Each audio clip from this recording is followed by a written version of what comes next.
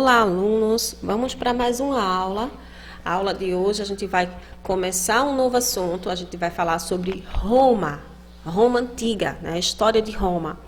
E para que vocês compreendam melhor, nós vamos dividir esse conteúdo em 3 partes. Hoje vocês vão estar aí vendo a aula 1 do conteúdo e vocês terão outras aulas, né, do mesmo conteúdo aí, né, de Roma.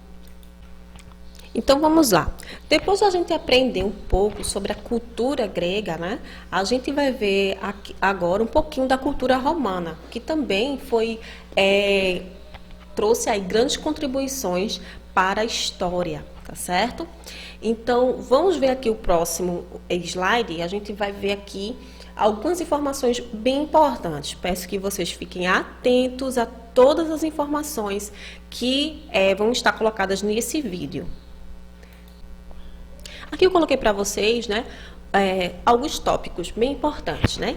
Que Roma hoje é muito diferente daquela que a gente vai aprender, né? Que a gente vai falar da Roma antiga. Então, Roma hoje é bem diferente daquela que a gente vai conhecer hoje, na aula de hoje, tá certo? Então, eu coloquei aqui, né, que é a cidade de Roma. E tem aí como a cidade de Roma é a capital da Itália e fica ali no continente europeu, caso alguém não saiba. E também a cidade de Roma é considerada o maior museu a céu aberto do mundo. Tá bom? Isso são informações prévias sobre Roma.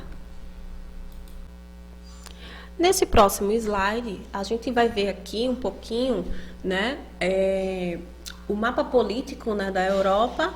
E aqui eu vou mostrar para vocês onde onde se localiza aqui a Itália, tá bom? Deixa eu mostrar aqui para vocês. Certo? Pronto. Então, essa posição aí, né, que está localizada Roma. Hoje a gente sabe que ela é a capital da Itália. Bom, gente, Roma situa-se na Península Itálica, tá certo? No caso, uma longa faixa de terra em forma de bota, tá certo?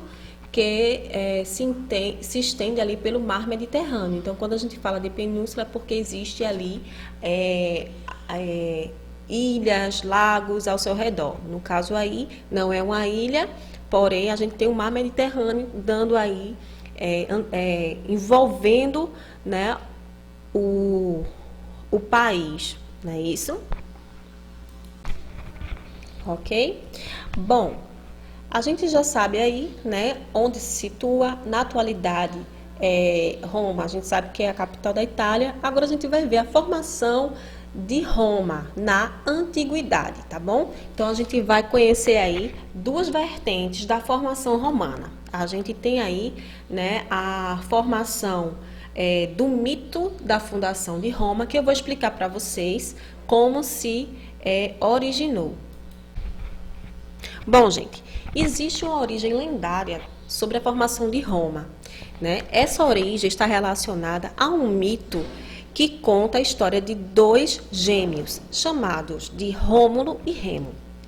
Eles eram filhos de Enéas, que foi o fundador de Alba Longa, que foram aí jogados quando ainda eram bebês por um tio-avô que era chamado de Amúrio. Então, como esse rei tinha 2 filhos que provavelmente ia assumir o trono, né? Porque quando a gente tem um rei, os seus filhos ou o seu filho assume o trono. Nesse caso, o tio, temendo que esses gêmeos, que esses filhos viessem assumir o trono, né, do reinado, ele faz o seguinte: ele destronou seu irmão e jogou os filhos, né, os 2 bebês, o Rômulo e Remo, no rio Tibre, tá certo? Então essas crianças, elas foram ali dadas como mortas pelo seu tio, e seu tio assumiu ali o trono de rei, né? Então, segundo a mitologia,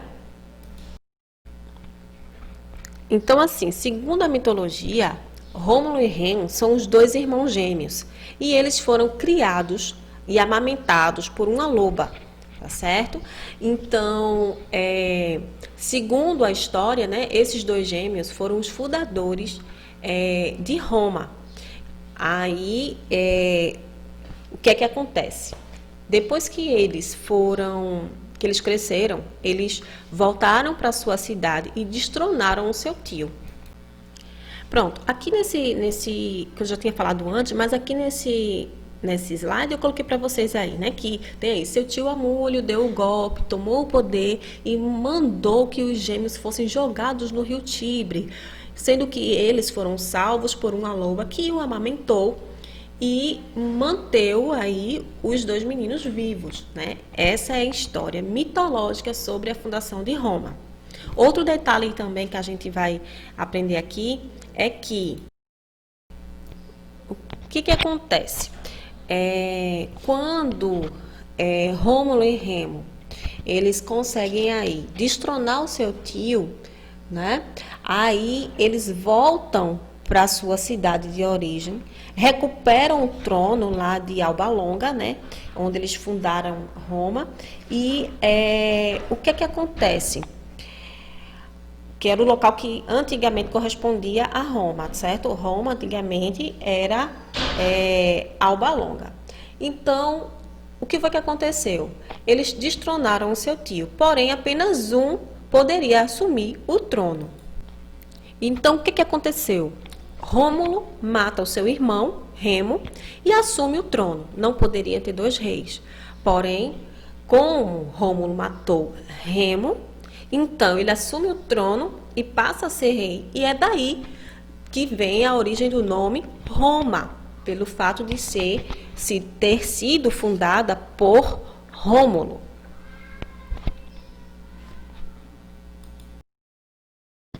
Essa explicação é um mito, então foi algo inventado, tá certo, gente? Então, existe a formação mitológica, que é essa que eu acabei de contar para vocês, mas também existe a formação histórica.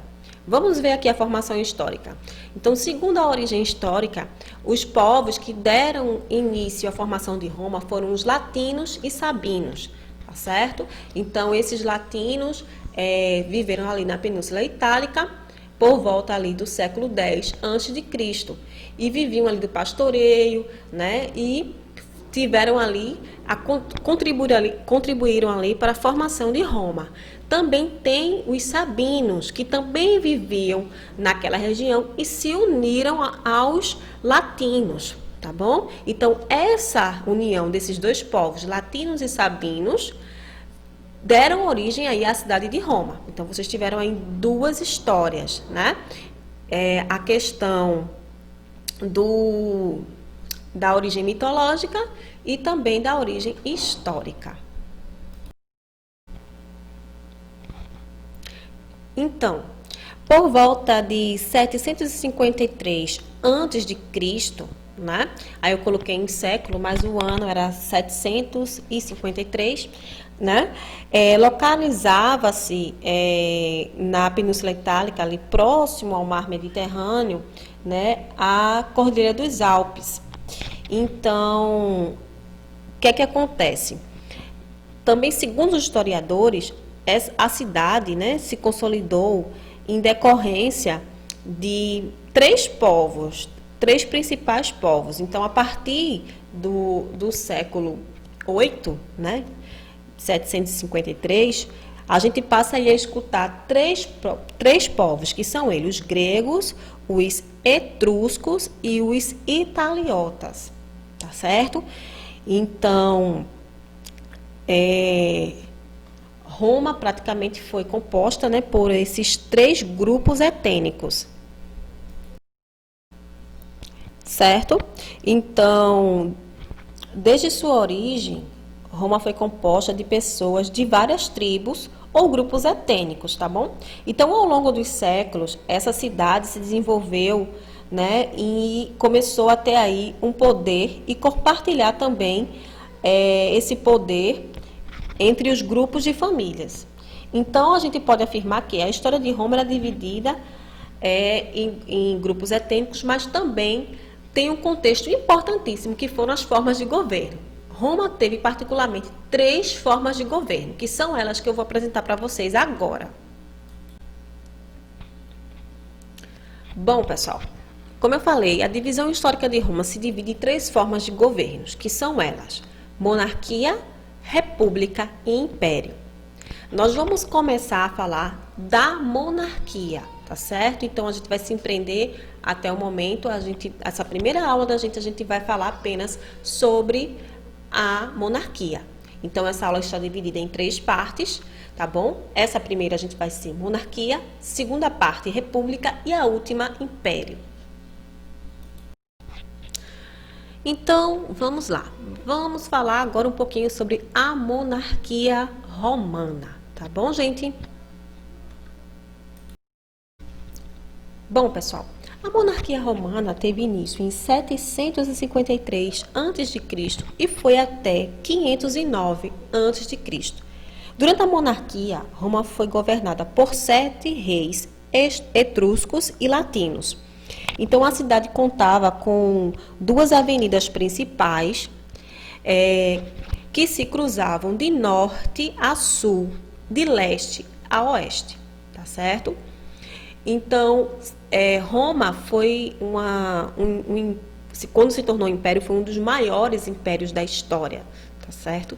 Então, conquistou vários territórios, ganhou grandes batalhas, porque tinha um exército muito bem organizado.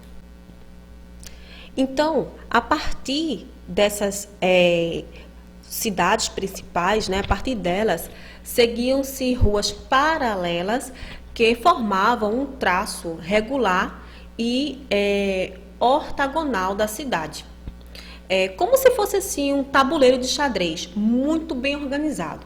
Então, no centro estavam os principais edifícios públicos que organizavam o espaço urbano, que eram eles: o fórum, né? O fórum, mercado, a basílica, que era um edifício administrativo, os templos, né? E também as termas, que eram os banhos públicos, as latrinas e teatros. Então, as aulas eram realizadas em cômodos do fórum. Por toda a cidade espalhavam-se lojas como padarias, bares, e ao redor existiam ali as periferias, que se localizavam ali, né, as pessoas que trabalhavam nas questões culturais, esportivas e também o cultivo de hortaliças. E também nesses arredores tinha ali os depósitos de lixo. Então a cidade era cercada por uma muralha e a entrada restringia-se de grandes portas. Então muitas delas ainda são usadas hoje em dia, tá bom? Então o que acontece aí? Durante no século 7 a.C., os etruscos dominavam grande parte da Península Itálica. Então, eles impuseram seus reis, seu alfabeto, seus deuses e o conhecimento artístico e técnico. Então, sobre a monarquia etrusca, Roma ganhou aí importância em virtude da sua participação nas rotas comerciais. Então, aqui eu vou colocar para vocês um pouquinho do que eles comercializavam.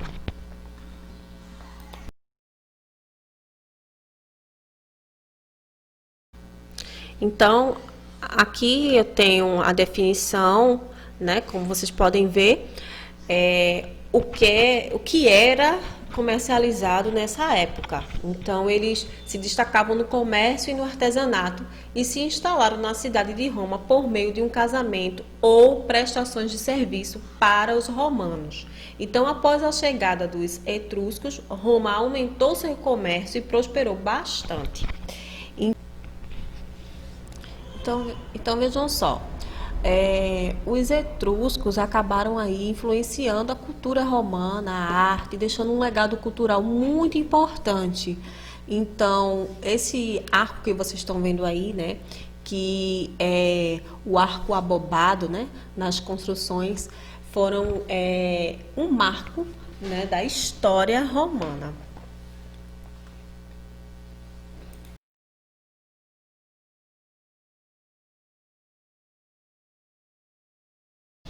Bom, pessoal, a sociedade romana estava dividida em três classes sociais, que são elas: patrícios, plebeus, clientes e escravos. Então, vamos explicar por partes, começando pelos patrícios. Então, os patrícios formavam ali a elite social de Roma. Era a elite romana. Então, eles que decidiam os assuntos políticos, que podiam participar politicamente, tá bom? Então, os principais cargos políticos de destaque eram dados ali aos patrícios, e durante muito tempo só eles podiam ocupar esse posto. Bom, aqui eu coloquei uma explicação para vocês, né? Que diz o seguinte, né? Os patrícios formavam a aristocracia. Gente, a aristocracia significa elite, tá certo? A aristocracia romana. Diziam ser descendentes dos fundadores de Roma, tá bom? E eram, em sua maioria, ricos e possuíam grandes propriedades de terras, gado. Tinham também a grande participação política na cidade e tudo mais. Então, sendo assim, né? Eles eram um grupo que era herdeiro, né, dos primeiros clãs de pastores que se estabeleceram na cidade. Né? A gente tem ali a primeira formação da cidade. Então, esse povo formavam clãs, que eram núcleos, né? Os povos que eram considerados os povos latinos, que deram origem à cidade de Roma. E tinha um modelo patriarcal. Né? O que significa isso? Patriarca é quando o chefe da família, ele lidera. Então, daí vem a questão do nome, né? Da classificação do nome patrício. Por isso que recebe esse nome, porque era de uma família patriarcal. Entendido? Bom, agora a gente vai saber a definição aqui dos plebeus. Então, plebeu ou plebe, né, também como eram conhecidos na época, eles constituíam ali a camada da população que não tinha direito algum, certo? A maioria dos plebeus era constituída de pequenos proprietários de terra, artesãos e comerciantes. Então, boa parte desse povo, né, vivia em função de gerar economia e pagavam impostos aos patrícios, tá certo? Então, como eu falei aí, eles não podiam participar da política, porque só quem podia participar politicamente eram os patrícios, tá certo? Deixar bem claro isso. E esses plebeus, eles eram comerciantes, trabalhavam, geravam os impostos que pagavam, né, aí para os patrícios, tá certo? A classe patrícia, né, explorou bastante os plebeus por vários anos, por muito tempo. Né? Os plebeus, eles sofreram aí, mas lá no final, né, mais para frente, a gente vai ver que eles conseguiram adquirir alguns direitos, tá bom, gente? Mas isso aí não vai acontecer durante o período monárquico de Roma, certo? Então, passemos adiante e vamos falar um pouquinho aí dos clientes, tá bom? Então, além desses dois grupos que eu falei para vocês, patrícios e plebeus, a gente tinha aí os clientes. E a gente vai ver como era a classificação deles. Qual a importância deles aí na sociedade romana. Bom, os clientes eram agregados dos patrícios. Eles recebiam estadia em proteção. Uma coisa que eu não deixei claro para vocês é o seguinte, que nesse período da história era normal acontecer invasões, ou seja, outros povos invadirem determinada cidade. E em Roma não era diferente. Então, poderia ser invadida por um outro povo? Poderia, por isso que ela possuía um exército. Então, o que acontecia? Se se por acaso acontecesse alguma invasão, os clientes eles estariam protegidos. Então, o exército tanto tinha o dever de proteger os patrícios, como também defender os clientes. Então, eles prestavam serviço, né, aos patrícios, no caso os clientes prestavam serviços aos patrícios, e em troca eles recebiam ali proteção, tá bom? Então, em troca eles recebiam ali uma proteção. E essa subordinação desse grupo social, né, era da seguinte forma. Então, eles prestavam serviço, mas em troca recebiam pequenos benefícios. Entenderam? Em seguida, nós temos aí os escravos, tá bom? Então, os escravos eram considerados aí bem de posses daqueles que os capturavam. Então, quando existia guerras, era normal que quando Roma vencia, pegava aí os seus inimigos e colocavam na condição de escravos. Então, eles levavam para o seu território e essas pessoas passavam a ser escravos dos romanos, tá bom?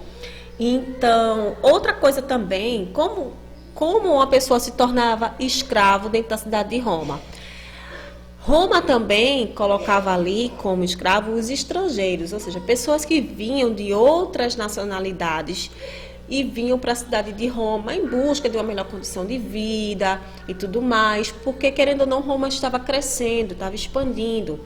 Então, essas pessoas também se tornavam escravos.